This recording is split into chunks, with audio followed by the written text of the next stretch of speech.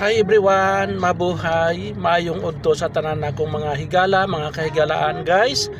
This is Alexi Fernandez from Davao City. Ang inyong lingkod guys, nagsakay kong taxi.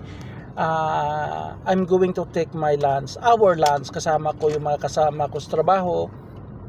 Maniod to me guys, dinhi sa Cubiertos Buffet Restaurant. Dili lang dapit guys sa may Hotel Galleria. Dito. Ito na yata bay, Hotel Galleria ito yata. Ito oh. Ito siya oh, unlimited buffet. Salamat. Banji pakikuha mo sa ano, ROA.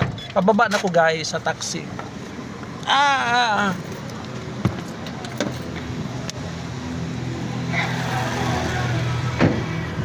Yan, unlimited buffet. Papasok ako guys, papasok ako.